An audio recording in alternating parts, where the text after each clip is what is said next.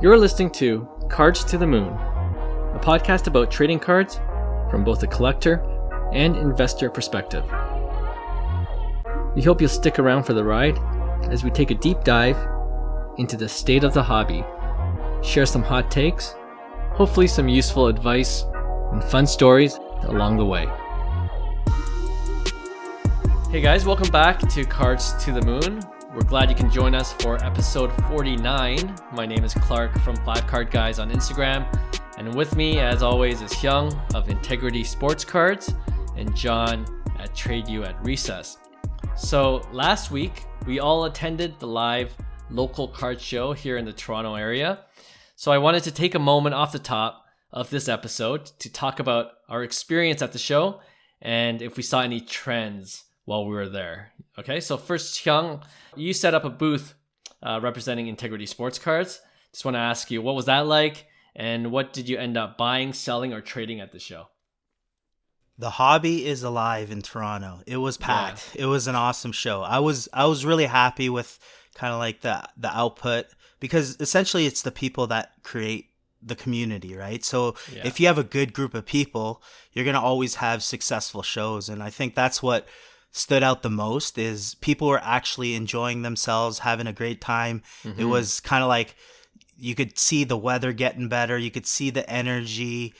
Honestly, there was this kid that was hustling like he was, oh my goodness. I think I know who you're talking about. Yeah. It's this guy needs to, be, on a higher platform, because he took my Austin Matthews PSA 10 off of me. I was like, how? And he was this young little kid, but I mean, he was a lot of kids hustling out there, with their collection. I was actually happy to see that. A lot of family or people bringing their families.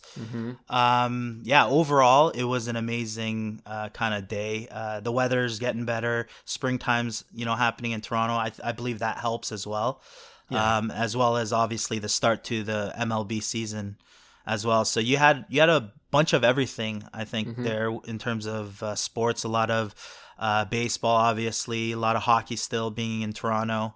A lot of actually like Pokemon and stuff like that. F1 was hot.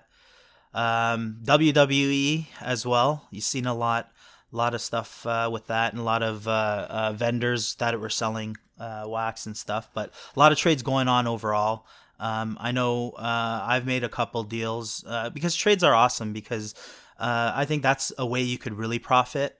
And move cards around, because I think timing of certain cards could be good for a certain individual in a trade, and it works for both parties if the timing's right. And I think you could really profit and kind of better your hand at card shows. I think that's the whole point, right? So I encourage people to set up booths. It costs relatively, not a lot of money. I think the smaller card shows, local card shows, they don't charge as much. So I think it's definitely worth it. Just, having, a big community of, fellow thinkers and hobbyists and, investors and even newcomers to the hobby, just seeing, new people come in. They're like, this is my first card show.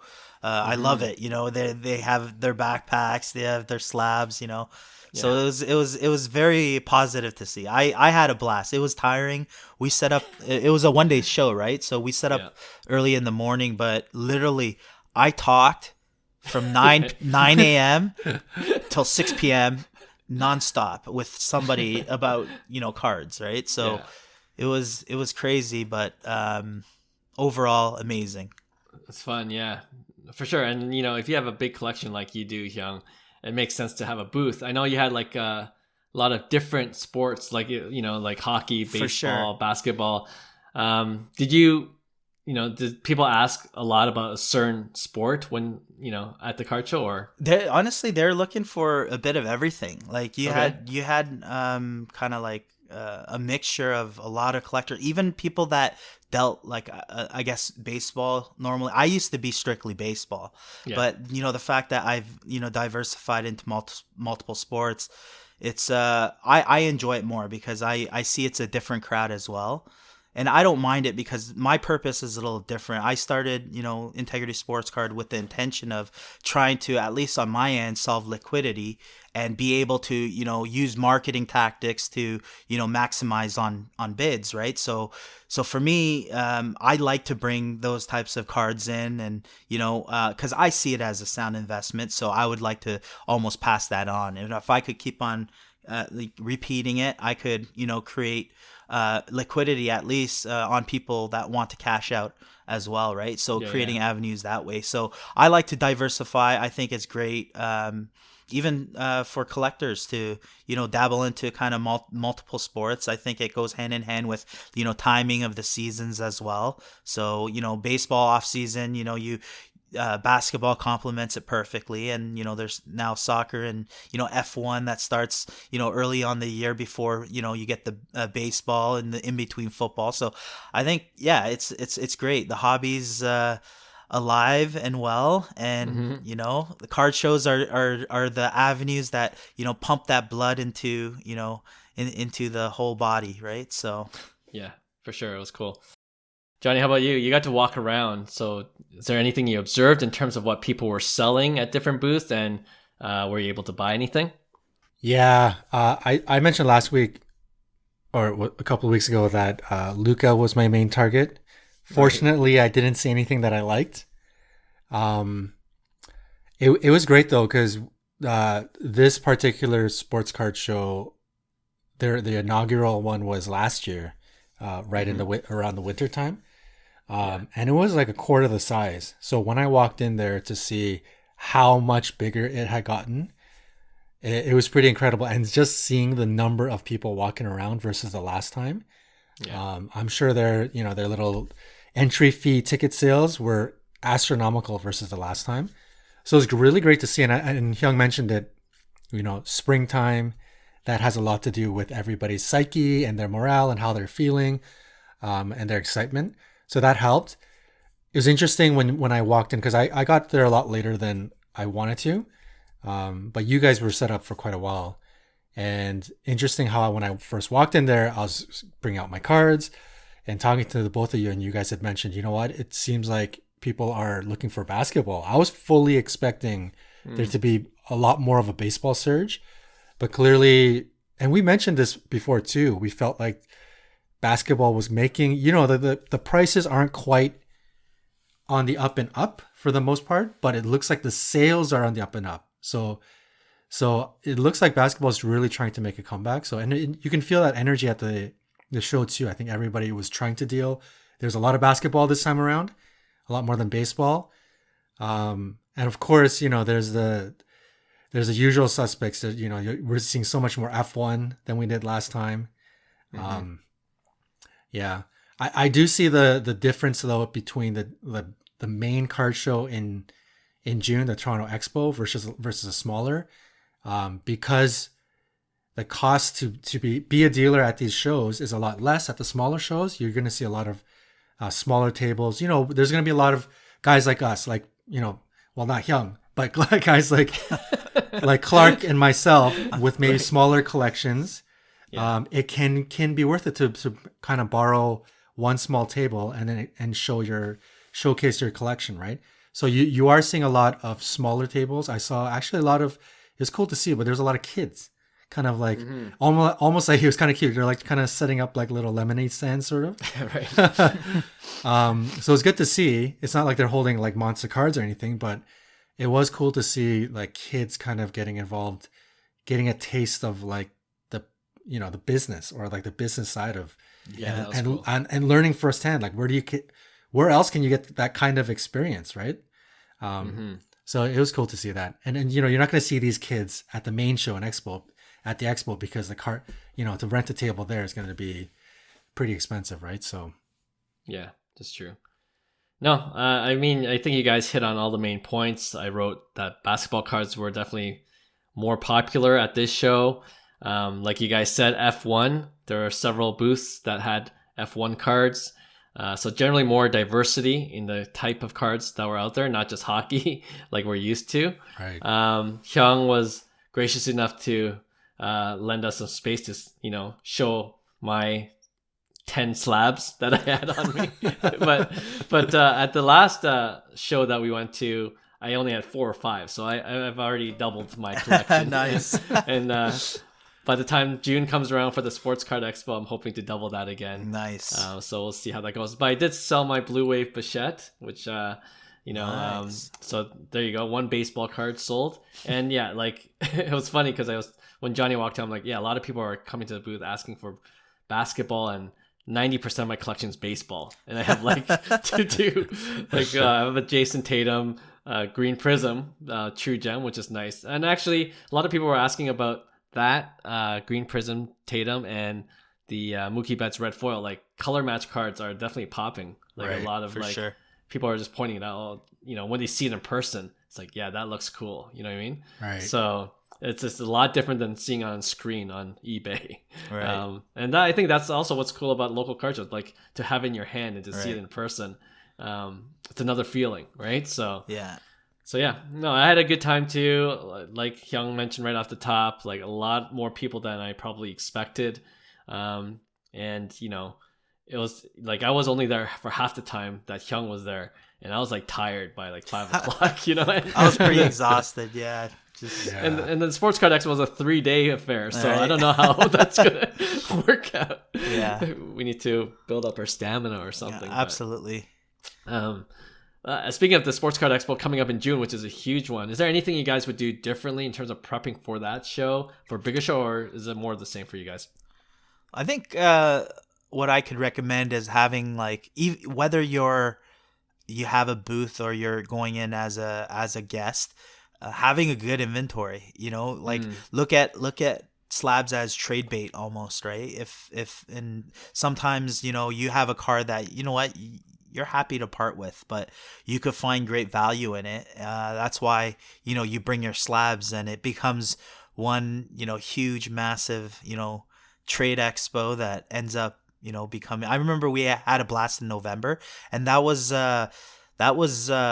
when the weather was a little cold too. So June is perfect weather in Toronto. I assume you're gonna get a lot of people traveling, even coming from outside Toronto, for sure. for vacation, and then you double up with this.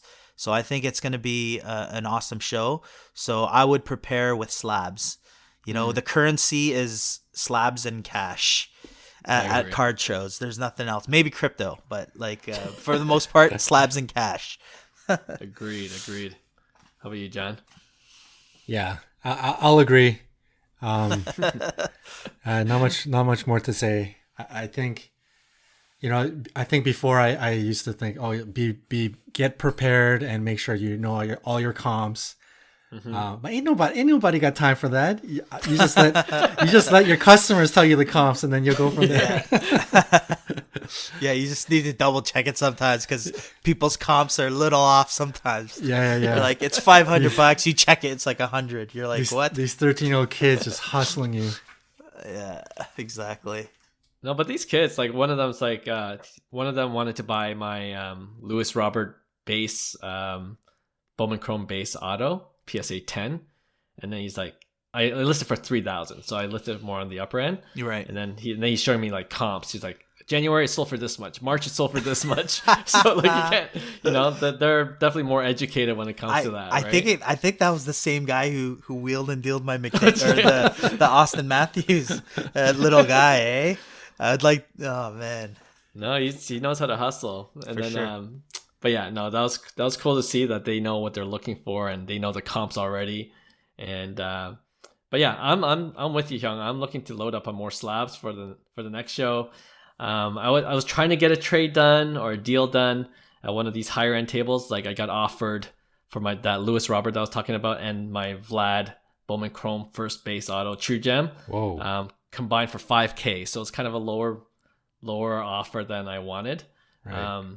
I might have done it for $6,000, $6,500. But then I saw Fernando Tatis Bowman Chrome first auto True Gem. He listed it in his case for $4,000. So I was really tempted, but couldn't make it work. I don't want to part with both Lewis and Vlad for Tatis and something else. But for the bigger card show, definitely more opportunities, right? For sure. To find good deals, and I'm sure you'll find that Luka, John, at the I June hope so. show. I hope so. All right, cool. Let's move on now then to hobby headlines. If you missed last week's episode, we welcomed Scotty B Cards back to the podcast, and we did a pretty deep dive looking at the wins above replacement, or WAR stat, to see which veteran baseball players were a good investment in the hobby. So you should definitely check that episode out if you missed it. This week, now that MLB is officially underway, I wanted to do a segment looking at 5 players who are off to a hot start. And I want to know if you're buying or selling or fading them. Yes, it's all based on just 1 week of games. So it's an overreaction kind of thing. But, sometimes you just got to go with your gut, right? So I'll go through this list of 5 and you tell me what you're doing with them. All right. First, Alex Bregman. He came in hot, top prospect. If you remember, he had the 31 home run season. Then there was that cheating scandal, followed up with a 41 home run season. And then there was the shortened COVID year. Then last year, I believe he was injured, so he didn't play a whole season. And then he's kind of fallen off a little bit. Like his Bowman Chrome First Auto prices kind of probably got cut by 30-40%. But here we are again, new season, new full season. And to start off the season, he's gone 7-for-18, 2 homers with a 421 OBP. So what are you doing with Bregman? Are you back all in on Bregman? What do you think? I think Bregman got hurt. Really, his prices really tanked after, especially with the whole Houston ordeal, with the World Series and cheating and stuff like that. So, I think I always thought Bregman had extreme value. Houston Astros never get hobby love. You look at like guys like Yordan Alvarez. They could do whatever, they could hit 300 with 30 home runs and they still don't, get any hobby love, right? So I believe that's where, Alex Bregman falls into that category. He's still young. He still has a lot of years to play and a lot of stats to, pad before he gets a consideration into kind of like a Hall of Fame name. But I think he's a solid player. I think he's one of the hitters that, are so underrated. And you could tell by his plate discipline with his walks and strikeouts. Anytime, a player is close to 1-to-1, in their walks to strikeout ratio, like Juan Soto is going to have more walks and strikeouts. It's incredible to do that at the major league level, right? So that's a good sign that, he's going to always be around just because his discipline as a hitter. So he's going to hit. I personally like Bregman. I think he's really, really cheap. But if you're expecting, a quick flip, I don't think you're going to get the volatility with Bregman unless he, pulls off MVP seasons. And even then, I don't think you're going to see like crazy, crazy prices. But I think long term, as he matures as a player, you're going to have to make that decision whether, you lock a card in the safe, that type. And I think you see it with a lot of these players after 10, 15 years in the league. You don't see their cards available, because people are like, what, this guy had a great career, I'm locking him in the safe. I think Bregman's kind of in that where in the next 5 years or so you're not going to really see any price action. But I believe he's a great buy in terms of value for sure. That's fair. Yeah. For me, Bregman is kind of in that change my mind lull, where he needs to do something big, MVP, another championship. Something different has to really happen because I think everybody kind of sees. Number one, he's very solid. He's been very consistent, and everybody sees that. But at this point, I think people are understanding he is who he is. Right? There's no reason for his card to. It doesn't look like there's any reason for his card to be that volatile. So unless you're a fan of Bregman, I don't see really any reason. Like for myself, I'm not a fan. And I don't mean that in a bad way. Probably a more accurate word is like I'm indifferent. Right. And if you're on my stance, I think it's much better to take your money and put it into something that could be volatile, like our show favorite, somebody like Luis Robert. He's also low, but then he has the opportunity for that hype train to kind of explode, right? So unless you're a really, really big fan, I don't see any reason. But in terms of like long term, yeah, like it could go up slowly. But again, I think for those that are buying Bregman, or if you think that you should buy Bregman, I think it's purely, I like Bregman. I would enjoy some of his cards. I think that's the type of buyer. And then if it appreciates, good on you. That's a bonus on top. Take some profits and then move it into something else. But in terms of like, something where we're predicting, a 2x, something like that in value, I don't see it. I think he's just going to continue to stay solid. Not really surprise anybody in any way. Who knows? What do I know? But yeah, that's kind of where I stand on Alex Bregman. All right. I think we're spending too much time on Alex Bregman, but I'll say this. I love Alex Bregman. I actually had his first Bowman card. When I got back into the hobby, is one of those first slabs that I got. He was hot then. Yeah, right. And it, it's like $125 at the time, and I'm like, oh shoot, that's a lot of money, but $125 at the time, and then I sold it for $350 right before the scandal got kind of like Nice. So I just lucked out on timing. Nice. And then I just checked his price now. It's around $200.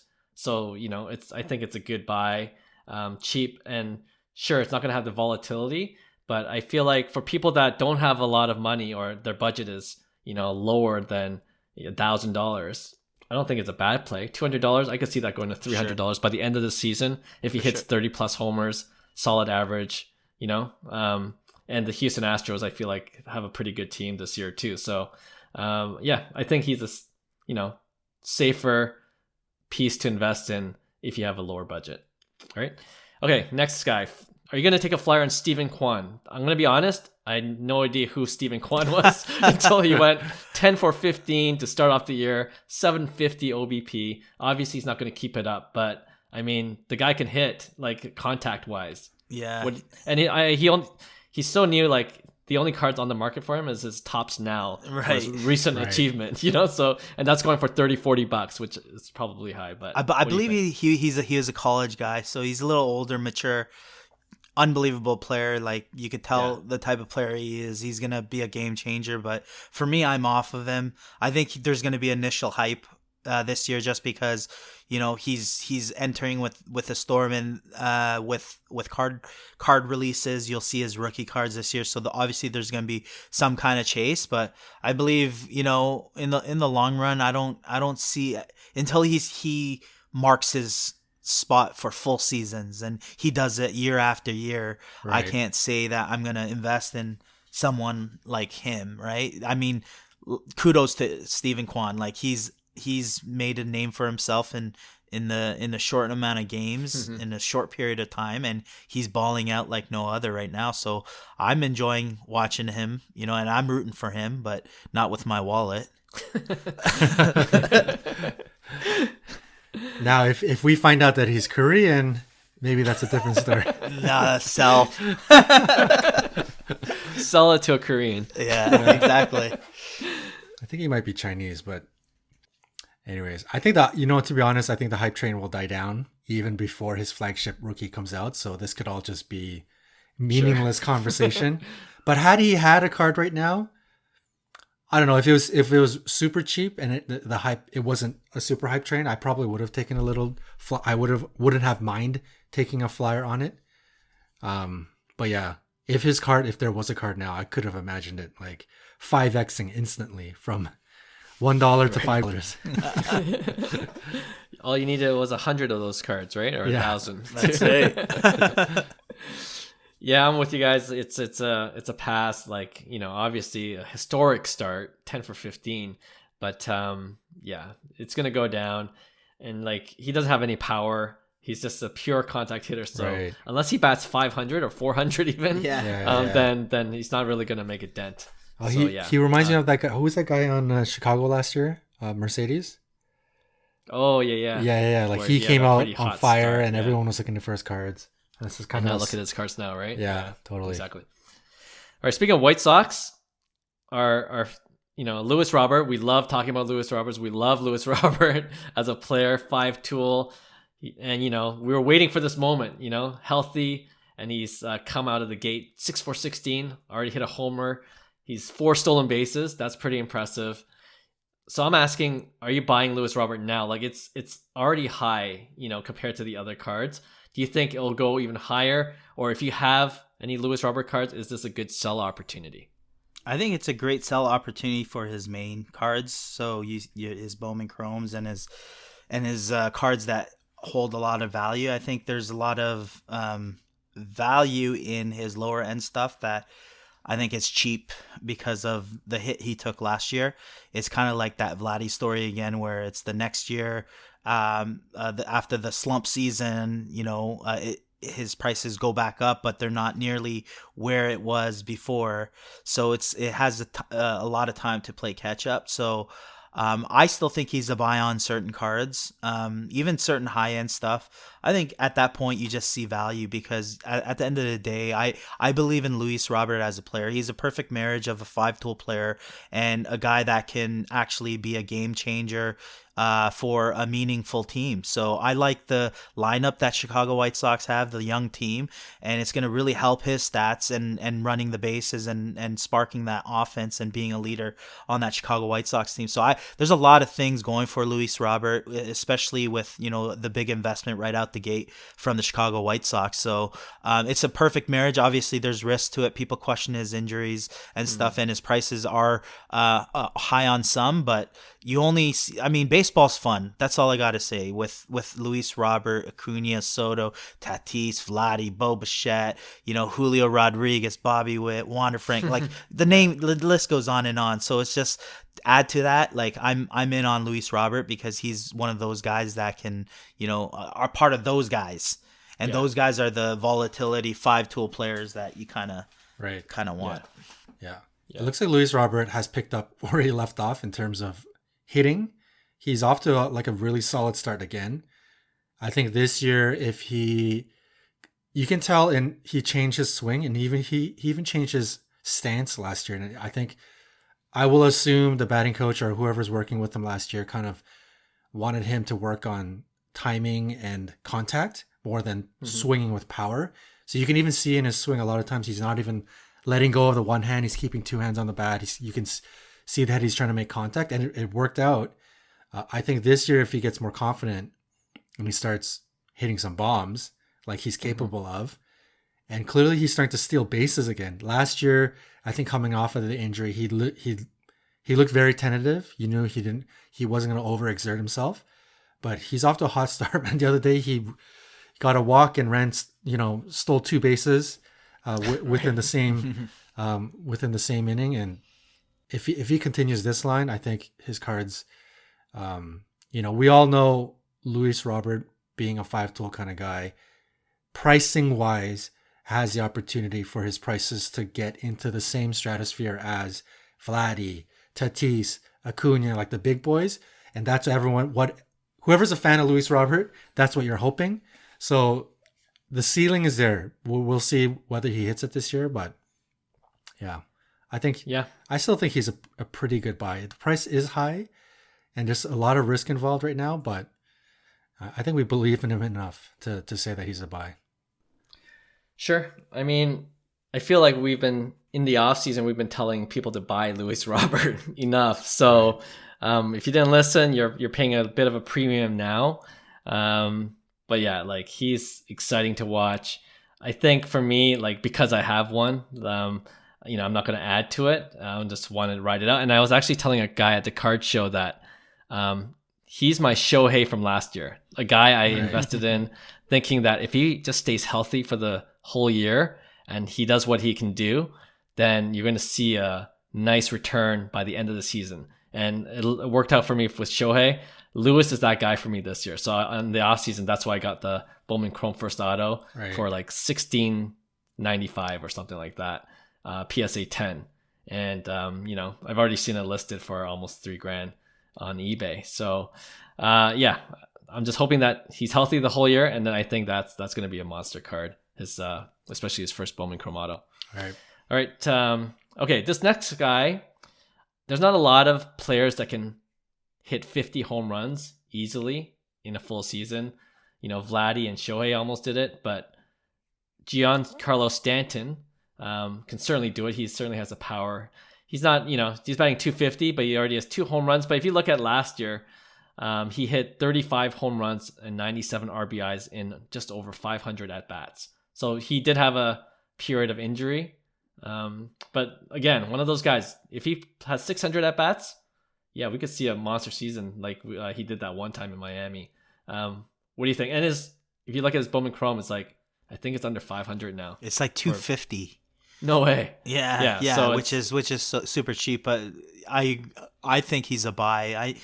Stanton's he's gonna be a Hall of Famer because he's gonna hit 500 home runs. He's gonna do that probably within the next 5-6 years, and that's how many home runs he's hit already, which is crazy, right? So I think he's a buy just because he's a Yankee and he's essentially going to hit 500 home runs. And when you're in that category, I think that's a pretty special company. And at the end of the day, $250 is pretty cheap for a first chrome auto. So I think he's a buy. Yeah, I was going to say he's a hold, but Hyung convinced me with the $250. If you're I think if you're a big baseball guy, me being more on the casual side, obviously I have a limited amount of budget of where I spend my money. So for baseball, I'm going to try to spend it on some of the big boys, and I'm going to move some money into hockey and basketball, et cetera, et cetera. But if you're a big baseball guy, and 90% of your collection is baseball, and that's where you spend your money, I think it's definitely a why not. Take a flyer.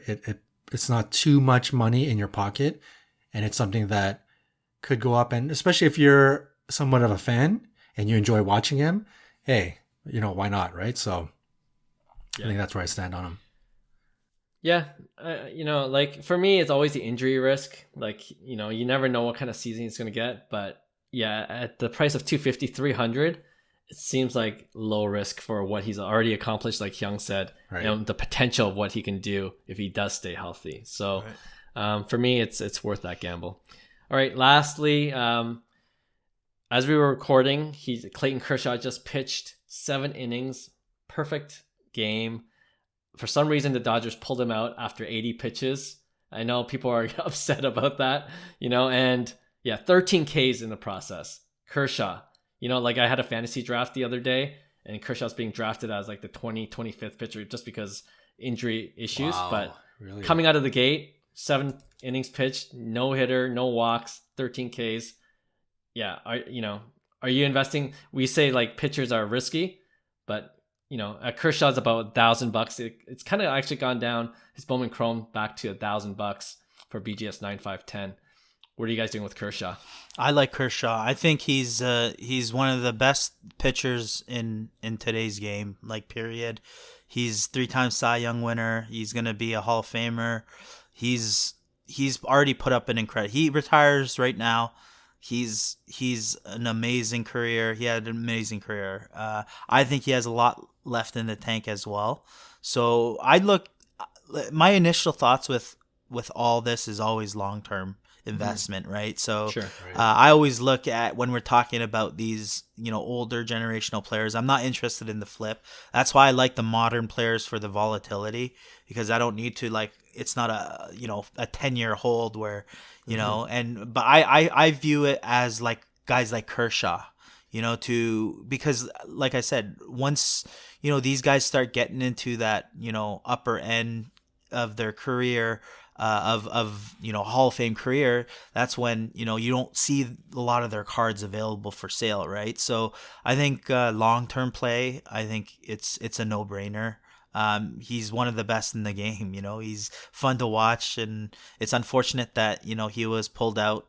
I know because of pitch count, but that just adds on to his legacy, essentially what he's done. And I don't know how old he is now, but he has to be reaching up there. But yeah, he's a little expensive right now, and I think just monitoring prices on his Bowman Chrome auto, I think if you buy at the dip, you just sit, hold it and enjoy kind of his career. Yeah, I can see that. Yeah. The only knock on Kershaw in the past was he was one of, it's kind of like the best regular season pitcher And then once it came to playoffs, he would just underperform. And he's now finally got that championship that people thought he couldn't get. And he's sort of, I think after that moment, he sort of cemented his legacy from here on in, right? So I think he's well on his way to becoming, getting into that legend status in terms of one of the all-time greats. So I think at any point from now until the end of his retirement, it's not every day that you would recommend a pitcher, but he is one of the best that we've seen in the modern day. And I think he's definitely worth putting some money into. Yeah, and I wanted to throw him out because he is a pitcher, and we know how we feel about pitchers, especially long term. But if there's one pitcher that kind of, in today's game, right, you feel confident about getting a good ROI, Kershaw's definitely on the short list. So I agree. And really impressive what he did. I hope he can continue it for the rest of the season. And I think he's like Verlander, like the older guys, the smart pitchers, they change their selection. They know how to, they get better and better every year. Totally. It's insane. They know they can't throw 90, 95 anymore, but doesn't have to be gas, they man. just perfect different pitches and go at batters that way. So Kershaw's definitely a smart pitcher. I believe he has a 2.49 ERA, career ERA, which is ridiculous. Crazy. I just wanted to mention that. That's insane, just ridiculous. It's like mowing down trees. Mowing every year for the last 20 years or whatever, 15 years. Love it. All right, cool. Okay, let's move from the opening week of baseball to the NBA playoffs for our next segment we call Fast Five. So now that we're in the thick of NBA playoffs, there are some interesting players who I think can see their card prices take a jump if they're expected to make a deep playoff run. And I can also see some of the card prices being at its peak right now because the price of them making it into the playoffs in the first place, it's kind of already baked in. So I'm going to give you another list of 5 players, and you tell me which direction you think their card prices will go. All right, so let's start off with Ja Morant. A lot of hype on Memphis Grizzlies. Even at the card show, we've seen a lot of Ja Morant prices are already up there. But a lot of people are expecting the Grizzlies to be one of those exciting teams to watch in the playoffs. What do you think of Morant in terms of his prices now? Certain cards are obviously high. The ones that everybody want are high. Silver Prism. Yeah, Prism in general, I think. Your Prism in general, your contenders. Yeah. Some of his optic numbered. So that's probably at more of a peak. I say buy value, buy the good deals. There's secondary cards that are great cards that have a lot of legs. And if you believe in Ja as a player, especially if he takes Memphis deep into a playoff run, I think those smaller kind of cards like we talked about in baseball, like the Bowman's Best and the Topps Finest, you don't need the first chrome always. There's value in those cards. I think Ja is in the same situation. There's some cards of Ja, of his lower end stuff that are still very, very affordable.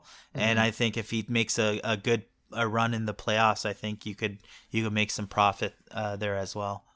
All right. So it's lower tier cards. There might be value there. Okay. Yep. I'm the opposite way. I'm a sell. And I'll save everybody some time. I'm a sell on everybody on the list. And I say that because this is the time to take advantage. And, if you sell now, you might not be able to take profits if he goes deep into the playoffs. But I think it's safer. And Clark, you and I are a lot more safer, and I think it's just better to kind of safely take profits as soon as you can, rather than trying to take the risk of trying to profit and maximize the profit. And some people might say, Ja Morant cards, they've gone kind of stale. They're not actually up. But I will bet you anything that you can sell it right now. So if you had Prism at 2K and the last one's sold middle of March for 2K, you've been listing your card right now for 2K or the past couple of weeks, and it hasn't been selling because people don't want to. Number one, people always want to steal. They want some sort of deal. And number two, people don't want to be holding the bag. So everybody kind of plays with this very cautious approach to purchasing. But right now, if you listed it for 2K or whatever, I'm sure you could sell it. You might not get more than the last comp, but at least you're selling, boom, like you're selling quick and you're selling on the comp. So I think this is the best time to sell, especially on the hype of the playoffs. Yeah, you might not maximize, but there's also the danger of getting cute. Like there's a lot of stories of what happened during the Super Bowl. Everybody listed and their auctions were ending Saturday night before the Super Bowl because they wanted to maximize that profit. And I heard so many stories of the winner will win and not pay until the Super Bowl is over, and somebody like Joe Burrow loses, and it's like, I'm not going to pay. Clearly, the card's going to be down like 40% now, right? So don't, I would say don't be cute, and yeah. Okay. Ja Morant, I think his bigger cards and his rarer cards, obviously, if you're holding like a Prism Gold or something insane, it's not a sell because you believe in the kid long term. But if you're holding some of the liquid stuff, some of the smaller stuff, I think it's a great time. I think it's a great time to take advantage. I agree. No, I agree with John in this case. I think like the silver prisms for sure are going to be really liquid now. People are FOMOing, Right. as the prices get higher. So I'm a definitely sell for Ja Morant in particular. Like I've seen his price really spike in the last month and a half, right. Just because going into the playoffs he's been hot, and you're already seeing that peak. All right. We already know what John's going to say for the next four, he says, but Anthony Edwards, I bring him up because, the Timberwolves pulled a impressive win against the Clippers last night. And I always liked Ant-Man. And, at the first card show that we're talking about earlier in December, like it was going for 2,000. And the card shows now, or on eBay, it's going for about 750, 800. I think with this victory, you're gonna probably find it for 1,000, so it's gonna go back up a little bit, but it's not as crazy as Ja Morant. Like Anthony Edwards was already pushing downward until this recent playoff success. So yeah, what do you guys think? I'll start off first. If it's under 1,000 still, I'm gonna try to scoop one up until and then because I think I'll hold. I'm not gonna do a quick flip. I'll hold it for the off season, and I like Anthony Edwards as a player. And I think, as he gets better in his game, which I believe he will, that it'll trend upwards even in through 2022, 2023. So that's what I'm doing. But yeah. Well, you're talking about Silver Prism, PSA 10? Silver Prism, sorry. That's they go 10. for 750, damn. Yeah. Yeah, and his Optic Hollow was selling for 350. I think that's really cheap. I love it. Yeah, I think that's reasonable for Optic Hollow. I know it's if you look at comparables, we bring up Trae Young, and compare what Trae Young has done, and you see that Anthony Edwards still on the upper end of the spectrum of Sure. inflated cards as opposed to Trae. But Anthony Edwards is a guy that's like a Luis Robert to me in baseball, where you have the combination that you're gonna get that liquidity, right? So he's a guy that he's perfect to cash out. People want him, especially the silver, whether it's a Prism or Optic Hollow. People are gonna want him. So I think it's still reasonably priced, and you could easily get an Optic Hollow for 350, and use it at a local show as a trade bait for a little higher, right, where it seals that deal, right? So I like Anthony Edwards both as a player and because he falls into kind of the same category as Ja Morant. You got the volatility, you got kind of the demand that causes that volatility, and you got an exciting player to watch. So I'm a buy, especially on that the lower end stuff. I think always the higher end stuff is a sell or hold, because they're not going to ever go down, right? But you're going to get a little bit of volatility with the lower end stuff, just because some of the stuff is so cheap that people don't even know they exist, right? And then once people go on that chase, they're going to go after, the Illusions or the Chronicles or, the sets that nobody wants, right? Happened to Luka too, right? Once they're priced out of the Prisms, right? So, I like him. I think he's a buy. Nice. Yeah. You know what? I agree with you guys. I didn't realize his cards were that low, but I'm still going to say sell. But I agree that he's a buy. I think Anthony Edwards is an upper echelon player that has the potential to become a top 10, top 15 NBA. He is that kind of a talent. So overall, he's a buy. Like just to see that his prism's at 750 and his optic would be at 350. I would say overall he's a buy, but right now I would guess that it'd be hard to find his prices at that mark. I would guess. So whatever buzz that's happening now with the Timberwolves, like the Timberwolves never get buzz, and they're getting buzz, and they're gonna face, who are they gonna face? They're gonna face the Grizzlies.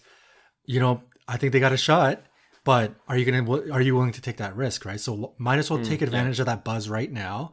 And then I think if they get knocked out first round, then that card's going back to 750, I think, very easily. And the optic is going to go back down to 350 very easily. So there's going to be an opportunity to get into Anthony Edwards. I just don't think it's right now.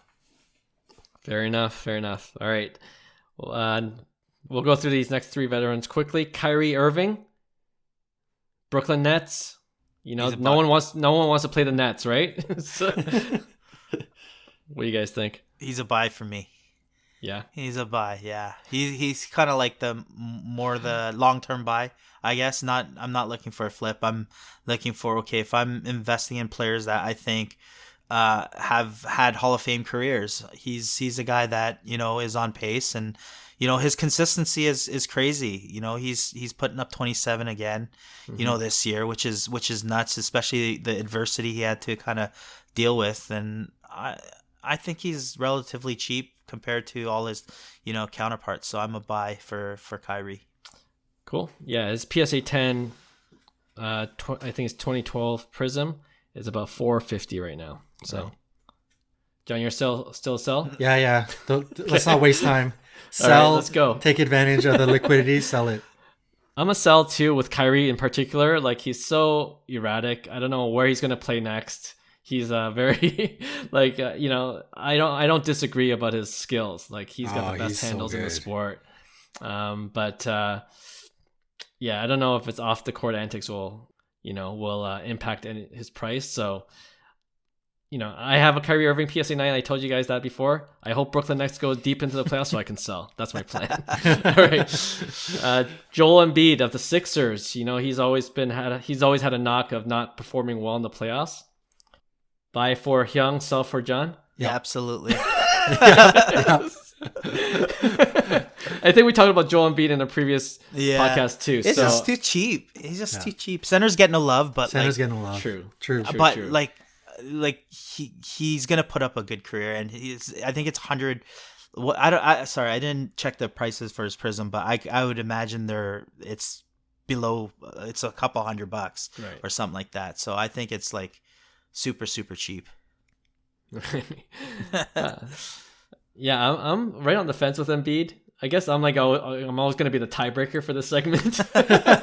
Right in the middle, huh? And they're playing the Raptors, so I hate to say it, the Sixers probably can beat the Raptors. I'm hoping not. He seems a bit cheap, so I wouldn't mind a flyer on Embiid at his current prices.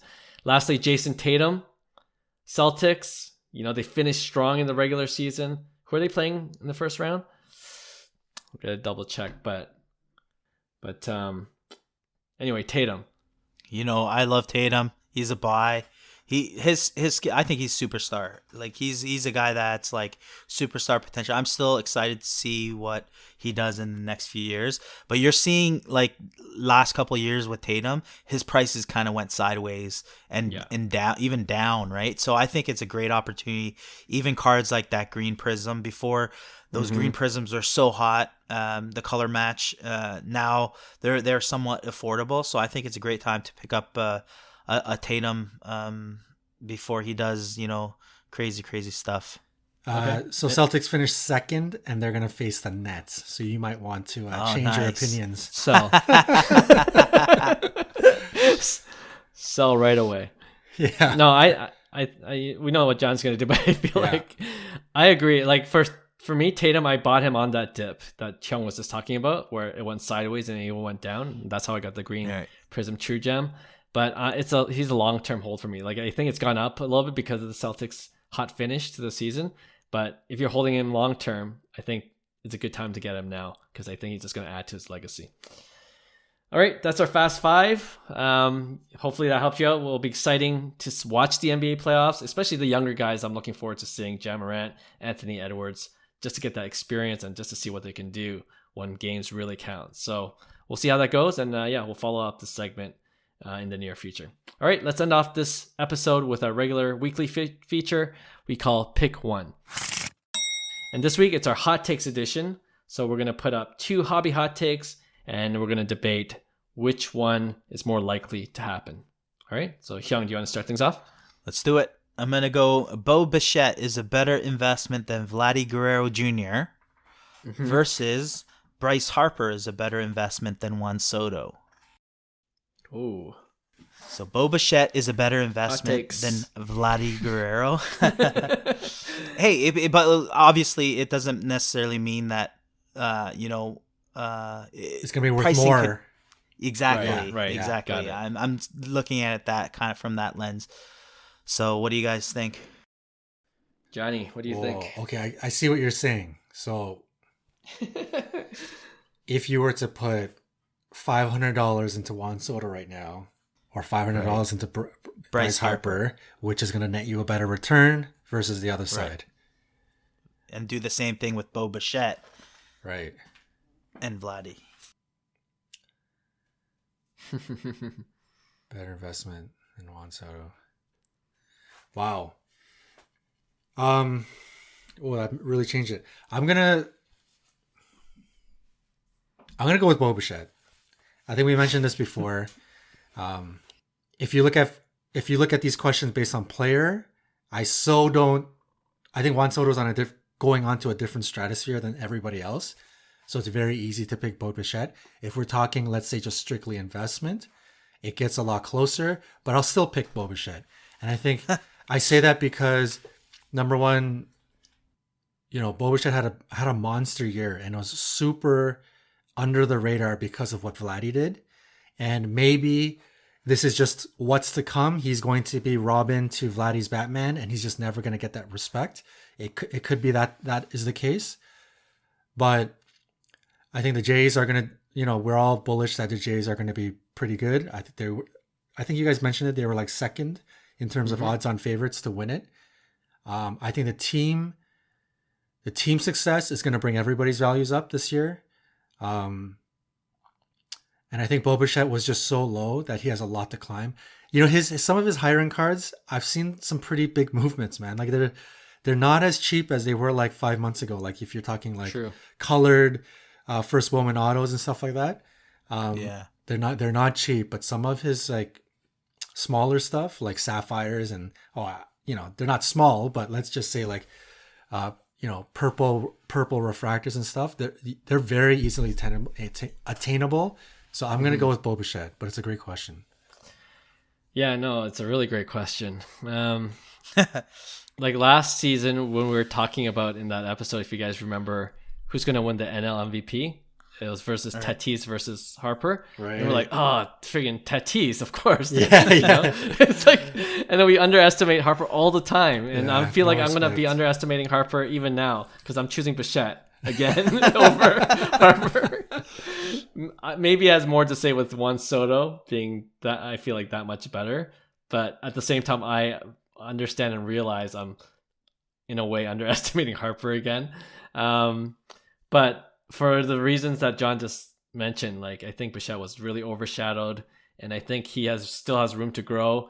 And in terms of price and affordability, it's low enough that I could see a significant jump. Whereas with Harper, on the other hand, like he's had an MVP season and his prices haven't fluctuated that much. Like I don't see that volatility that I would have expected after an incredible season that Harper had last year. And I think for Bichette, it's still possible. I might be wrong, but I'm hoping that's the case. Having said that, Vladdy just hit 2 home runs today, so yeah, that's why it's like, how can he? Will Bichette always be the Messier to Gretzky? Yeah, and that's what worries me. And just I threw this out there because I thought Soto's prices are always high, and I think Harper's prices are so low, right? So. I'm gonna go Bryce Harper is a better investment. I think Bryce already like with the MVP last year, I think it changed a lot of things for me long term with Bryce Harper. Right. It was one of those things where it's like he's on the same trajectory as Trout, in terms of, how many years he's been in the league, and if he could stay healthy, what way Bryce Harper is going to kind of go in his next 10 years or so, right? So for me, it's a big step that he's made even at the beginning of the season. But I agree with you guys that Bichette is a great investment still. But I think just right now, Bryce Harper would be the better investment over Soto in the hot take. So I can see that for sure, though. Yeah. Good one. All right, Johnny. Yep. So I'm gonna go. The Brooklyn Nets are overrated and aren't gonna win jack, or the Memphis Grizzlies are overrated and aren't gonna win jack. Man, that's a tough one. Clark, you could go attack this one. Is Ben Simmons playing? What's the deal? Possibly. I don't feel like he's going to be ready for games 1 through 3, but he can make a late appearance. Yeah, I see where you're going with it, but oh man, the Nets they just have too much talent that I can't bet against them. Like if I was a Celtics fan, I'm nervous. That I'm not getting out of the first round as the second seed. Like It's kind of crazy that Nets are 7th seed, and it's mostly because of Kyrie Irving not playing every game and injuries to Durant. But now that they're both playing, like, who cares about the regular season? So, I'm gonna go with the Grizzlies aren't gonna win jack. I think, like they have a good team, but like it's one of those things. Maybe the playoffs are a different beast, and they're gonna find out. I might be wrong, but I'm gonna agree with Clark, man. In playoff time, I want to root for the young guys, but come crunch time, especially where Brooklyn's seated, I think they're tough. It's gonna be tough to get by them in playoff mode, and you have an inexperienced Memphis team. I think Ja sometimes is over emotional, irrational. I think that's going to be different for him, especially in playoff. But this is when big time players step up. So it's going to definitely be exciting. But I'm going to agree with Clark and say Memphis ain't going to win crap. I thought this was going to be a lot tougher. I'm going to agree with you guys. I want to hate on the Nets. Like, I think in my heart, I'm like, I think they're overrated. I think they really are. But I don't know if I'm just being a hater or if I actually usually the case. Yeah. But the Nets at the same time, in being a hater, they're scary, man. They could be overrated, but at the same time they could just trample over people. Like you don't know what you're going to get. You're going to maybe get a flop, but you're also going to get a complete domination, right? So they're a little bit scary, and I think Grizzlies, people are hyped on Ja. I think they might be a bit of an overrated second overall kind of team where they are strong. On paper, they have great talent, but again, they're really young, and they're going to go up against, is it the T-Wolves, who just got a big jack in adrenaline, and they've also got a young, pretty exciting team as well with some, like Pat Beverly really came out and he's showing why, I think he's pretty annoying, but there's no question. There's no question he plays some serious defense, right? So they're going to be up against some like big time trash talking and a T-Wolves team that has nothing to lose. So I don't know if I truly believe in either of these, but I think for the sake of my cat bet, I'm going to say the Grizzlies are overrated, and I could see them maybe getting disappointed. Sweep. All right. Okay. I'll finish off the show with my 1v1, my pick one. Marvel cards are a fad versus F1 cards are a fad. And I say that because the Marvel cards, like, there's been reports where certain sets have seen like a significant decrease lately in terms of sales. Pullback. And F1 cards, like, I don't know if it's just me, but their season 2 hasn't gotten as much hype, or not a lot of people are talking about it as season 1, or sorry, last season 3 series, right? Yeah, than the one that just came out. So I don't know if it's like if it's a Netflix effect, and if they stop producing F1 series, then what happens, right? Right. Anyway. Ooh, I'm gonna say you said overrated or Fad. So fad. I'm gonna say man, it's tough because I guess Marvel has some iconic cards, so that has that going for them. But I believe there was a huge retraction, obviously, in Marvel cards, and I still think it's on a positive swing still in the macro lens. But I'm gonna say F1 cards are here to stay. I think print runs are too low, and too many people are in the game now, and people believe in F1. So I'm gonna say Marvel's the fad at this point.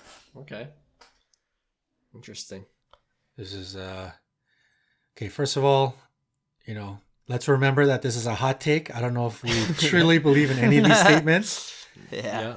But I'm gonna go the opposite way, and I'm gonna say F1 cards are a fad, and I probably take a lot of heat for that. But I'm gonna mention like F1. The first release is great because I think a lot of the popular characters are in the first release. So you got Lewis Hamilton, quote unquote rookie card, Verstappen, George Russell.